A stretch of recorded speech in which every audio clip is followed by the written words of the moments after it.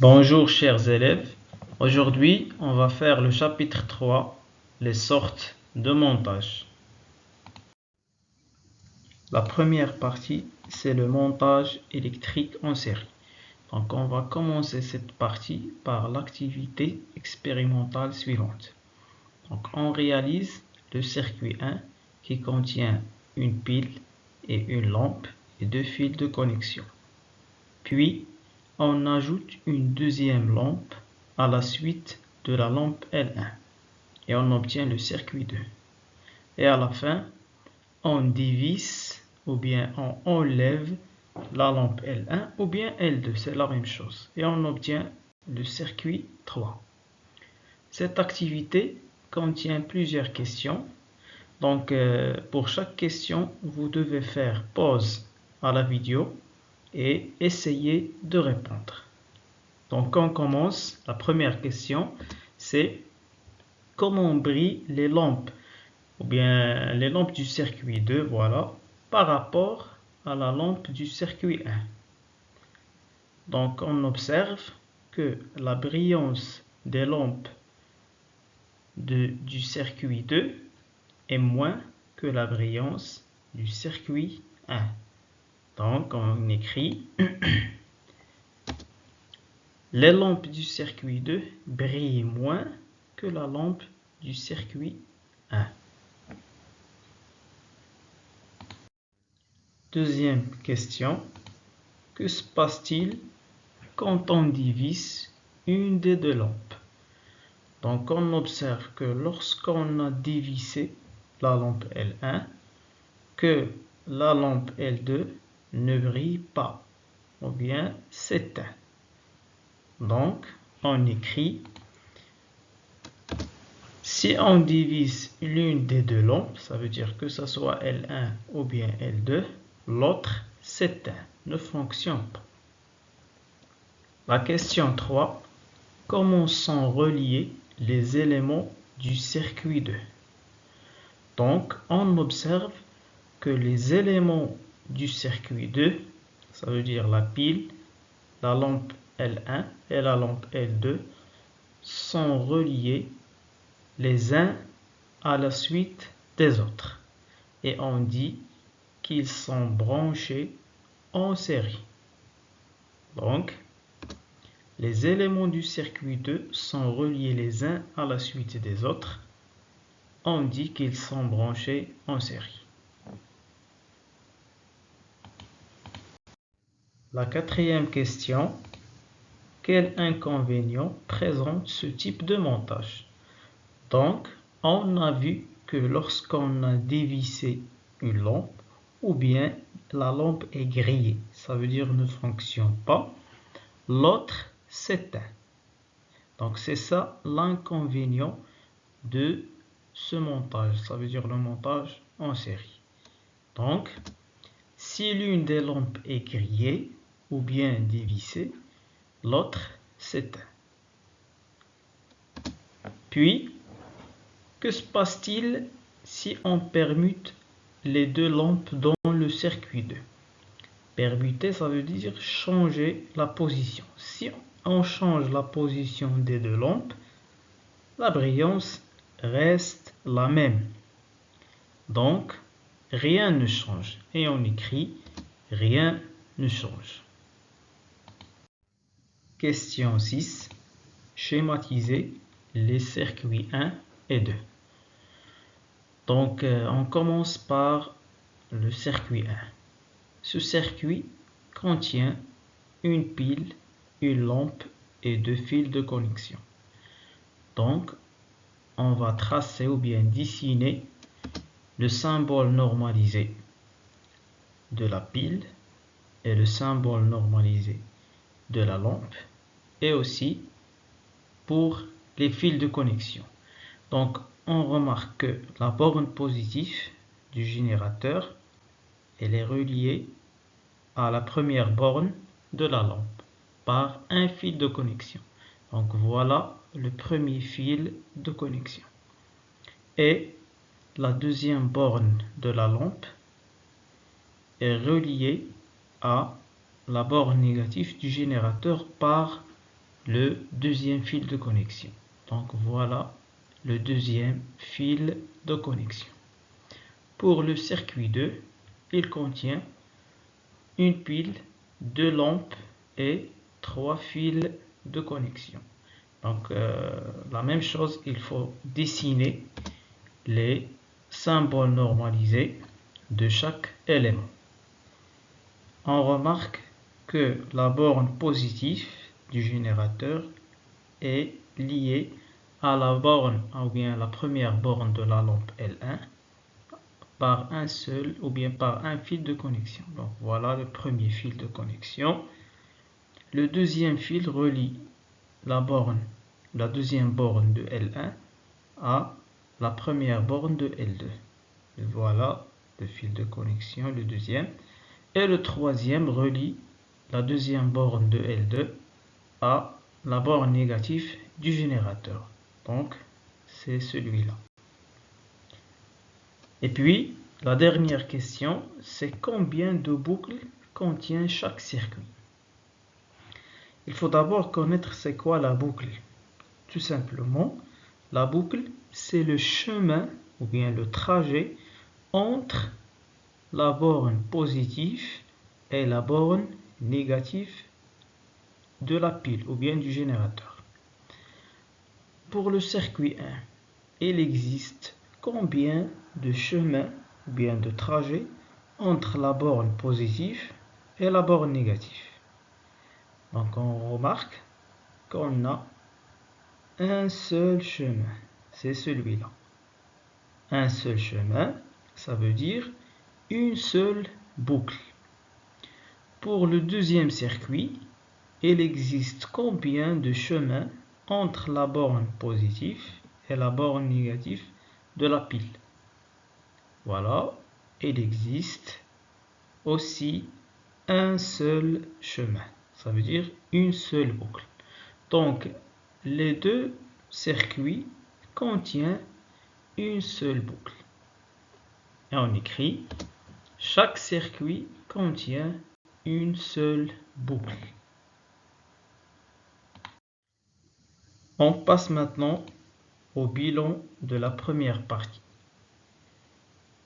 Un montage électrique en série est un montage dans lequel tous les dipôles sont branchés les uns à la suite des autres, formant une seule boucle. Ça veut dire tous les montages qui contiennent une boucle, ce sont des montages en série. La position des dipôles dans un montage en série n'a pas d'influence. Ça veut dire, si on change ou bien on permute les dipôles dans un montage en série, rien ne change. D'accord? Si le nombre de lampes augmente dans le montage en série, donc leur brillance diminue. Dans le montage en série, si un dipôle tombe en panne, ça veut dire grillé, ne fonctionne pas, les autres dipôles ne fonctionnent plus. On passe maintenant à la deuxième partie, c'est le montage électrique en dérivation ou bien en parallèle. On va commencer cette partie par l'activité expérimentale suivante. Donc on réalise le circuit 1 qui contient une pile, une lampe et 2 fils de connexion. Puis on branche une deuxième lampe aux bornes de la première et on obtient le circuit 2. Et enfin, on dévisse l'une des deux lampes. Par exemple, on dévisse la lampe L1 et on obtient le circuit 3. Donc, comme tout à l'heure, cette activité contient plusieurs questions. Donc, à chaque fois, vous devez faire pause à la vidéo et essayer de répondre à chaque question. Donc, on commence la première question, c'est comment brillent les lampes du circuit 2 par rapport à celle du circuit 1. Donc, comme on observe que la brillance des lampes du circuit 2 est la même que la brillance de la lampe du circuit 1. Et on écrit: toutes les lampes brillent de la même manière dans les deux montages. La deuxième question: que se passe-t-il quand on divise l'une des deux lampes? Donc on remarque que lorsqu'on a divisé la lampe L1, la lampe L2 reste allumée. Et on écrit: quand on divise l'une des deux lampes, l'autre reste allumée. Ça veut dire, si on a divisé L2 et on a laissé L1, L1 reste allumé. La troisième question: comment sont reliés les éléments du circuit 2?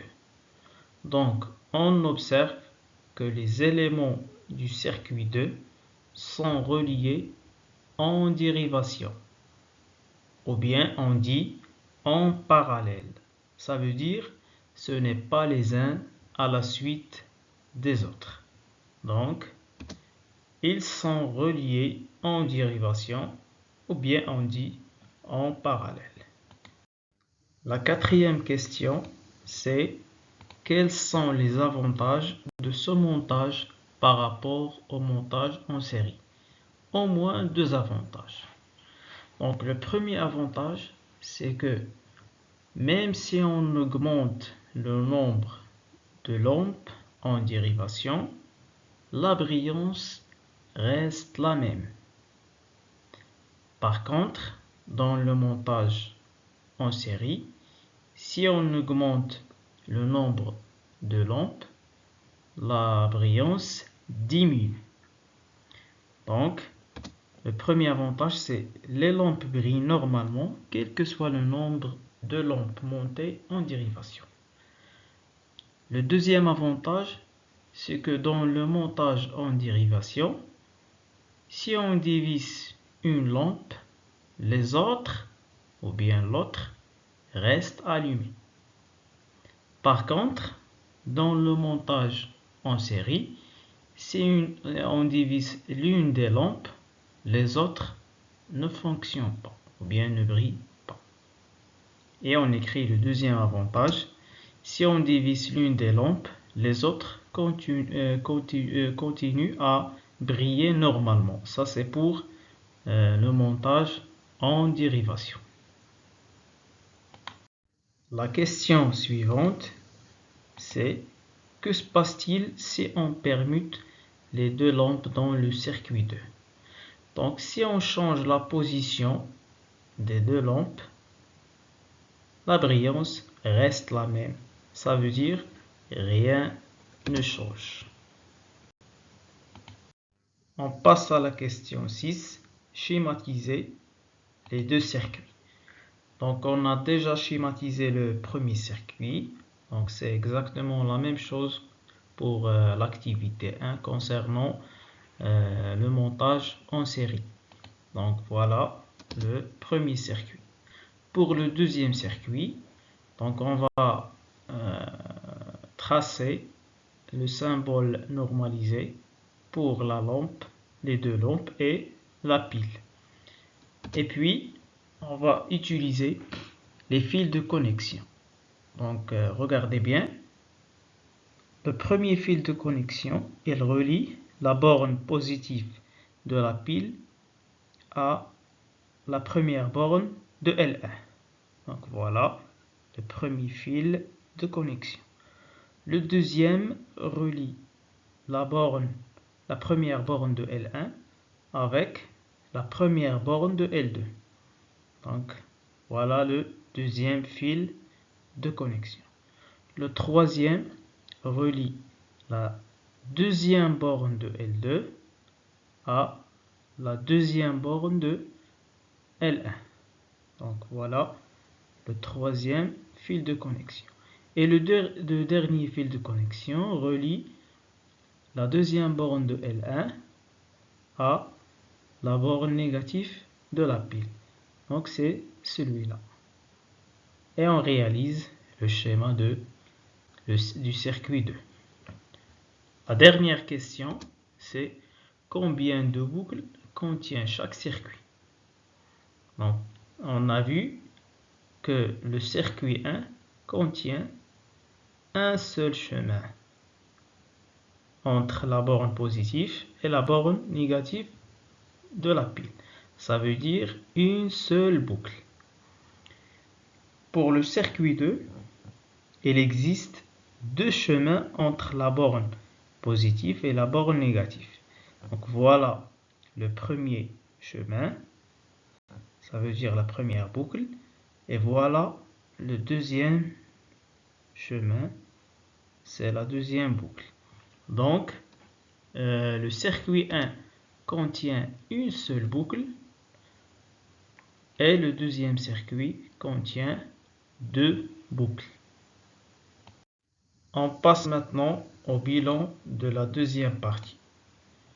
Le premier point, c'est dans un montage en dérivation, les dipôles sont liés directement aux bornes du générateur.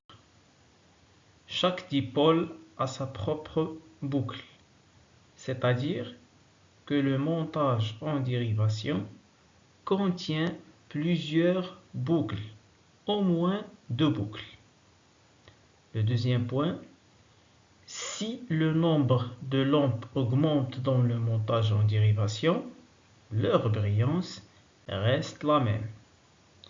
Le dernier point, dans un montage en dérivation, quand un dipôle tombe en panne, bien sûr sauf que le générateur, car c'est lui qui fournit l'énergie électrique pour les dipôles dans le circuit électrique.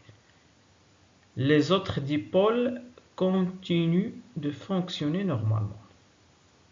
D'accord? Remarque, on considère le montage suivant. Donc, quels sont les éléments de ce montage? Donc, les éléments de ce montage sont une pile, 3 lampes et des fils de connexion. Donc, le premier point pour la remarque, c'est le nœud ou bien les nœuds. On appelle nœud le point du circuit auquel sont reliés au moins deux fils de connexion. Par exemple, on a le fil de connexion qui relie la borne positive du générateur à la première borne de L1. Le deuxième fil, il relie la première borne de L1 à la première borne de L2. Le point d'intersection de ces deux fils, c'est un nœud, en arabe, uqda. Donc, au moins deux fils de connexion. Parfois, on a 3 ou bien 4 ou plus.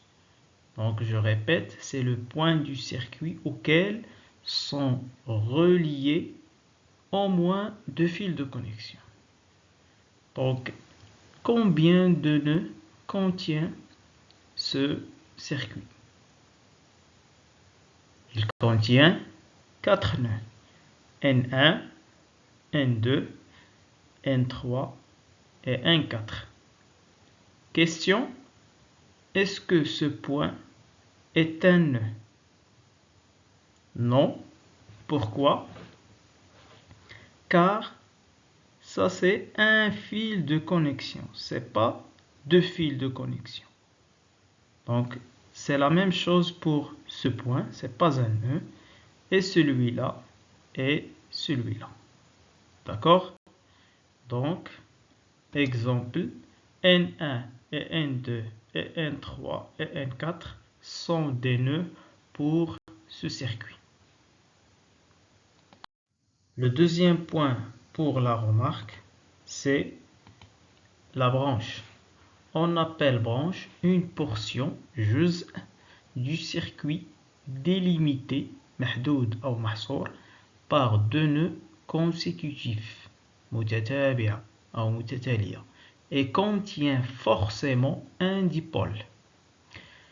On distingue deux types de branches. Le premier type, c'est la branche principale. C'est quoi la branche principale? C'est tout simplement la branche qui contient le générateur. Donc, on a 4 nœuds dans ce circuit. Entre deux nœuds consécutifs, on a une branche. Par exemple, entre N1 et N4, ça c'est une branche. Cette branche contient le générateur. Donc, on appelle cette branche la branche principale, car elle contient le générateur. Le deuxième type de branche, c'est la branche dérivée, ou bien la branche secondaire. C'est la branche qui contient uniquement des récepteurs, comme les lampes, les moteurs, etc. Donc, combien de branches dérivées contient ce circuit? Donc, on remarque que ce circuit contient 3 branches dérivées. La première, entre N1 et N4. Ça, c'est une branche qui contient L1, un récepteur. Donc, c'est une branche dérivée. La deuxième, c'est entre N2 et N3. Il contient L2, donc c'est une branche dérivée. Et la troisième, entre N2 et N3. Il contient la lampe 3, donc c'est une branche dérivée. Donc, enfin, ce circuit contient 4 nœuds et 4 branches. Une branche principale et 3 branches dérivées. Question. Est-ce que ça c'est une branche? Non. Pourquoi? Car il ne contient aucun dipôle. Car on a dit que la branche contient forcément un dipôle. Ça c'est une portion entre deux nœuds constitutifs. Mais il ne contient aucun dipôle. Donc ça c'est pas une branche. C'est la même chose pour cette portion qui ne contient aucun dipôle, donc c'est pas une branche. Une autre question, ce circuit contient combien de boucles? Il contient 3 boucles. Donc voilà la première, c'est le chemin entre la borne positive et la borne négative. Voilà le premier chemin, ça veut dire la première boucle. Voilà la deuxième boucle et la troisième boucle en passant par la lampe L3. Donc il contient 3 boucles. Donc c'est un montage, bien c'est un circuit en dérivation. Car on a dit que les circuits en dérivation contiennent plusieurs boucles. Par contre, les circuits en série contiennent une seule boucle. À la fin de ce chapitre, on va faire un exercice d'application. La question c'est compléter le tableau ci-dessous. On a 3 circuits. Pour chaque circuit, il faut déterminer le nombre de boucles et déduire le type de montage. Donc vous devez faire pause à la vidéo et essayer de remplir le tableau. Pour le circuit 1, il contient 2 boucles. Voilà la première et voilà la deuxième boucles. Donc, on écrit 2 boucles. Donc, puisqu'il contient 2 boucles, alors c'est un montage en dérivation. Maintenant, on passe au circuit 2. Le circuit 2 contient une seule boucle, un seul trajet ou bien chemin entre la borne positive et la borne négative. Donc, puisqu'il contient une seule boucle, c'est un montage en série. Pour le troisième circuit, il contient 4 boucles. Donc, voilà la première boucle, et puis la deuxième, la troisième boucle, et enfin la quatrième boucle. Donc, on écrit 4. Puisqu'il contient plus qu'une boucle, donc c'est un montage en dérivation. Donc, je vous remercie pour votre attention et je vous souhaite une bonne journée.